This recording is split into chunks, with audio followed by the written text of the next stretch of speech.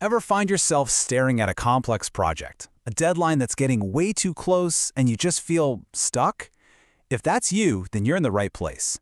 Today, we're going to tear down procrastination and build a system to beat it for good, all with an engineer's mindset. Okay, let's get one thing straight right away. That little voice in your head, the one that calls you lazy when you put something off, it's wrong. This isn't about some deep character flaw. It's just a temporary bug in your system. And look, we have to get a handle on this because the long-term cost is huge.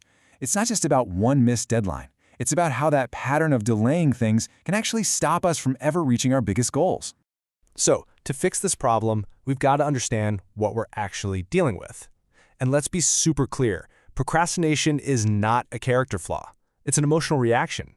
Think about it like this. Procrastination is really just that gap between what you intend to do and what you actually do. You know you need to get it done. You probably even want the final result, but for some reason you just don't start. And that reason? It's almost never about being lazy. So if it's not laziness, then what in the world is it? Well, procrastination usually kicks in because of some specific negative feeling. To beat it, we have to put on our detective hats and figure out the why behind our own stalling tactics. And here they are, the usual suspects. Is it that fear of failure, that worry that your code won't compile or your design will have a flaw? Or maybe you just feel completely overwhelmed, like the project is so massive you don't even know where to begin. Or hey, maybe it's just a lack of clarity. You literally don't know what the first step is. Yeah, for anyone in a technical field, this stuff hits close to home, right? You don't skip coding practice because you're lazy. You skip it because that one bug feels like a brick wall. You don't put off the project documentation because you don't care. You do it because starting with a blank document is just plain intimidating. All right, enough diagnosing the problem. Let's get into the solution. The great news is there's a simple, repeatable action plan that's basically engineer-approved to get you moving. Let's build your toolkit. And here it is, 3 simple but seriously powerful steps. The 5-minute rule, breaking tasks down, and getting rid of distractions. This isn't about brute force and willpower. It's about designing a smarter system to work in. The psychology behind this first step is just brilliant. You know, the single hardest part of any task is just starting.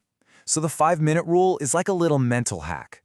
It makes the barrier to entry so ridiculously low that it feels easier to just do it. And you know what happens next? Once you start, physics takes over. An object in motion tends to stay in motion. And that leads us right into step 2. This is a huge one. Our brains just freeze up when we see a vague, giant task like complete data structures. But revise linked list concept? Hey, I can do that. Solve 3 problems? That's a clear target.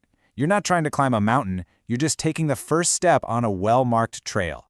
And finally, you have to be the architect of your own focus.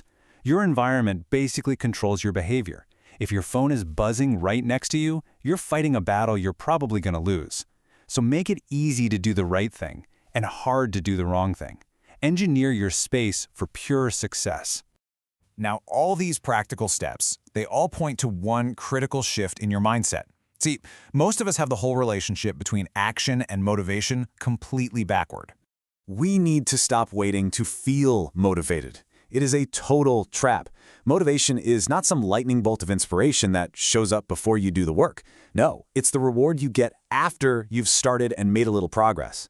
Action is the spark that lights the fire of motivation. And this is exactly why so many of us get stuck. We're waiting for the right mood. We keep our biggest distractions within arm's reach, or we get lost planning everything perfectly without actually doing anything. These are all symptoms of waiting for motivation to find us instead of us creating it. So how do we make this whole thing stick? I want to leave you with one last really powerful idea. Your mission, if you choose to accept it, is to live by the rule of no 0 days. So what's a 0 day? It's a day where you do absolutely nothing towards your goal. The secret to beating procrastination for good isn't about these huge heroic efforts. It's all about consistency. It's about showing up even for just a little bit every single day. And here's what that might look like. This isn't about finishing an entire project in one day. It's about making a small, non-negotiable deposit into your progress bank. 30 minutes of coding, tackling one tough topic, 15 minutes of review. Anyone can do that, and that is how you build unstoppable momentum. So there you have it. You get the problem, you can spot the triggers, and you have a 3-step action plan. You've got the formula. The only variable left is you. So are you going to make today a 1 instead of a 0? If this was helpful, subscribe for more explainers to help you improve every single day.